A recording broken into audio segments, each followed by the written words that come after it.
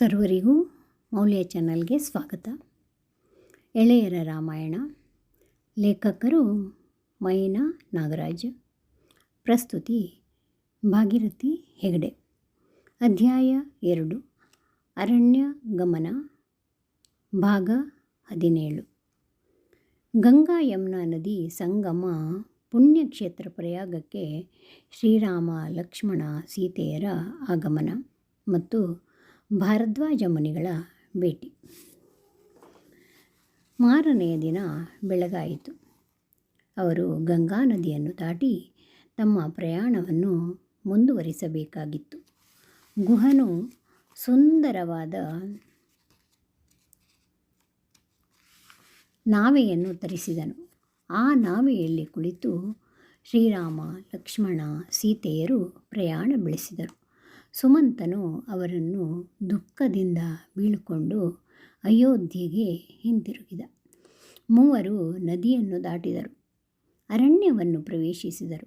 ನಂತರ ಶ್ರೀರಾಮ ಲಕ್ಷ್ಮಣರು ಜಟೆಯನ್ನು ಧರಿಸಿದರು, ವಲ್ಕಲವನ್ನು ಉಟ್ಟರು. ನೋಡಿದವರಿಗೆ ಅವರು ಋಷಿಗಳಂತೆ ಕಾಣುತ್ತಿದ್ದರು.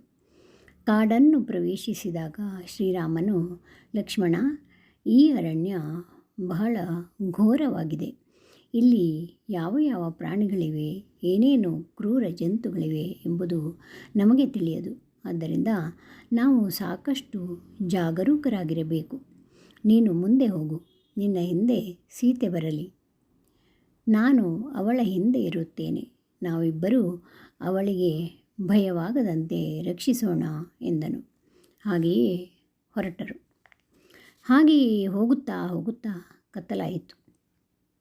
ಒಂದು ಆಲದ ಮರದಡಿಯಲ್ಲಿ ಹುಲ್ಲನ್ನು ಹಾಸಿಕೊಂಡು ಮಲಗಿದರು. ಆದರೆ ನಿದ್ದೆಯೇ ಬರಲಿಲ್ಲ. ಶ್ರೀರಾಮನು ಕೋಸಲ ರಾಜ್ಯದ ಬಗ್ಗೆಯೇ ಚಿಂತಿಸುತ್ತಿದ್ದನು.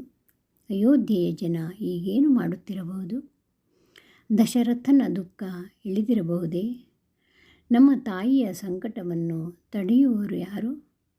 ಭರತನು ಕೈಕೇಯಿಯ ಮೇಲೆ ರೇಗಾಡಿದರೆ ಏನು ಗತಿ? ಅವನ ಪಟ್ಟಾಭಿಷೇಕ ಯಾವಾಗ ಎಂದೆಲ್ಲ ಯೋಚಿಸುತ್ತಿದ್ದನು. ಲಕ್ಷ್ಮಣನು, ಅಣ್ಣ, ನಿನ್ನನ್ನು ಕಾಡಿಗೆ ಅಟ್ಟಿದ ಆ ರಾಜ್ಯದ ಬಗ್ಗೆ ನಿನ್ನ ಹಂಬಲ ಇನ್ನೂ ತಪ್ಪಲಿಲ್ಲವೇ?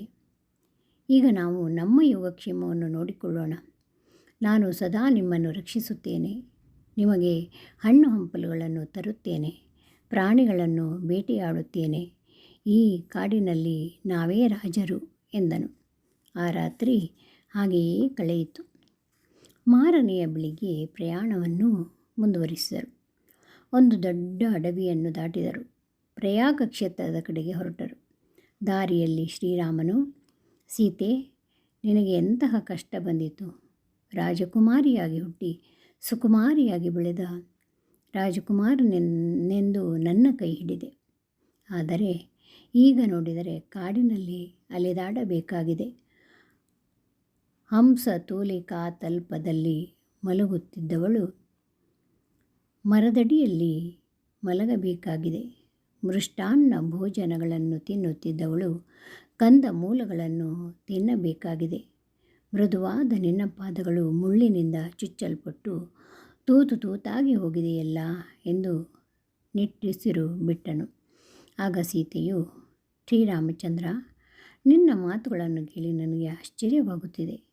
ನಮ್ಮ ರಾಜ್ಯಗಳು, ಅಧಿಕಾರಗಳು ಎಷ್ಟರ ಮಟ್ಟಿಗೆ ಶಾಶ್ವತ? ಇಂದು ರಾಜರಾದವರು ನಾಳೆ ಭಿಕ್ಷುಕರಾಗಬಹುದು. ಯಾವುದು ತಾನೇ ನಮ್ಮ ಕೈಯಲ್ಲಿದೆ? ನೀನು ನನಗಾಗಿ ದುಃಖಿಸಬೇಡ. ಪತಿ ಇದ್ದ ಸ್ಥಳವೇ ಪತ್ನಿಗೆ ಅರಮನೆ. ನಾನು ಇಲ್ಲಿ ಸಂತೋಷವಾಗಿದ್ದೇನೆ, ಸುಖವಾಗಿ ಇದ್ದೇನೆ. ನೀನು ಚಿಂತಿಸಬೇಡ. ಮನುಷ್ಯನಿಗೆ ಸುಖವಾಗಲಿ ಕಷ್ಟವಾಗಲಿ ಶಾಶ್ವತವಾಗಿರುವುದಿಲ್ಲ ಎಂದು ಹೇಳಿ ಸಮಾಧಾನಪಡಿಸಿದಳು. ಪ್ರಯಾಗವು ಯಮುನಾ ಮತ್ತು ಗಂಗಾ ನದಿಗಳು ಸಂಗಮಿಸುವ ಪವಿತ್ರ ಕ್ಷೇತ್ರ. ದಾರಿಯಲ್ಲಿ ಅನೇಕ ದೇಶಗಳನ್ನು, ಮನೋಹರವಾದ ವನ ಪ್ರದೇಶಗಳನ್ನು ನೋಡುತ್ತಾ ಹೋದರು. ಸಾಯಂಕಾಲ ಸಮೀಪಿಸಿತು. ಸ್ವಲ್ಪ ದೂರದಲ್ಲಿ ಯಾವುದೋ ಆಶ್ರಮದ ಧೂಮ ಕಾಣಿಸಿತು. ಶ್ರೀರಾಮನು, ಲಕ್ಷ್ಮಣ, ಅಗೋ ನೋಡು, ಅದು ಭಾರದ್ವಾಜ ಮುನಿಗಳ ಆಶ್ರಮ ಇರಬೇಕು. ಇಲ್ಲಿ ಪವಿತ್ರವಾದ ಗಂಗಾ ಮತ್ತು ಯಮುನಾ ನದಿಗಳು ಸಂಗಮಿಸುತ್ತವೆ. ಕಿವಿಗೆ ಅಡಚಿಕ್ಕುವಂತೆ ಭಾರೀ ಶಬ್ದ ಕೇಳಿಸುತ್ತದೆಯಲ್ಲವೇ? ಎರಡು ಪ್ರವಾಹಗಳು ಸೇರಿದಾಗ ಆಗುವ ಶಬ್ದ ಅದು. ನಾವು ಈ ರಾತ್ರಿಯನ್ನು ಋಷಿಗಳು ಆಶ್ರಮದಲ್ಲಿ ಕಳೆಯೋಣ. ಮೂವರು ಆಶ್ರಮವನ್ನು ಪ್ರವೇಶಿಸಿದರು. ಭಾರದ್ವಾಜ ಮುನಿಗಳನ್ನು ಕಂಡು ನಮಸ್ಕರಿಸಿದರು. ತಮ್ಮ ಪರಿಚಯವನ್ನು ಮಾಡಿಕೊಂಡರು. ಮುನಿಗಳು ಅವರನ್ನು ಆಶೀರ್ವದಿಸಿದರು. ಹಣ್ಣು ಹಂಪಲುಗಳನ್ನು ಕೊಟ್ಟು ಆತಿಥ್ಯ ನಡೆಸಿದರು. ಆ ರಾತ್ರಿ ಅಲ್ಲಿಯೇ ಉಳಿದುಕೊಳ್ಳಲು ಅನುಕೂಲ ಮಾಡಿಕೊಟ್ಟರು. ನಂತರ ಶ್ರೀರಾಮ, ನೀನು ಈ ಆಶ್ರಮದಲ್ಲಿ ಇದ್ದು ಬಿಡು. ಹೇಗಿದ್ದರೂ ಇದು ಕಾಡು, ನಿನಗೆ ತೊಂದರೆಯೂ ಆಗುವುದಿಲ್ಲ ಎಂದರು. ಆಗ ಶ್ರೀರಾಮನು, ಮಹರ್ಷಿಗಳೇ, ನಿಮ್ಮ ಔದಾರ್ಯಕ್ಕೆ ನಾನು ಕೃತಜ್ಞನಾಗಿದ್ದೇನೆ. ಆದರೆ ಈ ಆಶ್ರಮ ಅಯೋಧ್ಯೆಗೆ ಸಮೀಪದಲ್ಲಿದೆ. ನಾವು ಇಲ್ಲಿರುವ ಸಂಗತಿ ತಿಳಿದರೆ ಅಯೋಧ್ಯಾವಾಸಿಗಳು ಇಲ್ಲಿಗೆ ಬರಲಾರಂಭಿಸುವರು. ಆದ್ದರಿಂದ ಆಶ್ರಮದ ಶಾಂತಿಗೆ ಭಂಗ ಬರುತ್ತದೆ. ನಾವು ದೂರದಲ್ಲಿ ಶಾಂತವಾದ ಆಶ್ರಮವೊಂದರಲ್ಲಿ ಇರಬೇಕೆಂದು ನಿಶ್ಚಯಿಸಿದ್ದೇವೆ. ಅಂತಹ ಆಶ್ರಮಗಳು ಯಾವುದಾದರೂ ಇದ್ದರೆ ದಯವಿಟ್ಟು ತಿಳಿಸಿ ಎಂದು ಪ್ರಾರ್ಥಿಸಿಕೊಂಡನು. ಮಹರ್ಷಿಗಳು ಒಂದು ಕ್ಷಣ ಯೋಚಿಸಿ, ಇಲ್ಲಿಗೆ 10 ಹರದಾರಿ ದೂರದಲ್ಲಿ ಒಂದು ಪರ್ವತ ಇದೆ. ಅದರ ಹೆಸರು ಚಿತ್ರಕೂಟ. ಅಲ್ಲಿ ಅನೇಕ ಆಶ್ರಮಗಳಿವೆ. ಅಲ್ಲಿ ಕರಡಿಗಳು, ವಾನರಗಳು ಸಂಚರಿಸಿಕೊಂಡಿವೆ. ಅದು ಬಹು ಸುಂದರವಾದ ಪರ್ವತ. ಅನೇಕ ಋಷಿಗಳ ತಪಸ್ಸಿನಿಂದ ಪವಿತ್ರವಾಗಿದೆ. ನೀವು ಅಲ್ಲಿ ವಾಸ ಮಾಡಬಹುದು. ಅಲ್ಲಿ ಗಡ್ಡೆ ಗೆಣಸುಗಳು ಸಿಗುತ್ತವೆ. ಆನೆಗಳು, ಜಿಂಕೆಗಳು ಹಿಂಡಾಗಿ ಅಲೆಯುತ್ತವೆ. ಆ ಪರ್ವತ ಶ್ರೇಣಿಯಲ್ಲಿ ನದಿಗಳು ಹರಿಯುತ್ತವೆ. ನೀರಿನ ಚಿಲುಮೆಗಳು, ಜಲಪಾತಗಳು ಇವೆ. ಒಟ್ಟಿನಲ್ಲಿ ಅದು ಬಹು ಸುಂದರವಾದ ಪ್ರದೇಶ ಎಂದರು. ಮಹರ್ಷಿಗಳು ಹೇಳಿದ ವರ್ಣನೆಯಿಂದ ಶ್ರೀರಾಮನು, ಲಕ್ಷ್ಮಣ, ಸೀತೆಯರು ಉತ್ಸಾಹಗೊಂಡರು.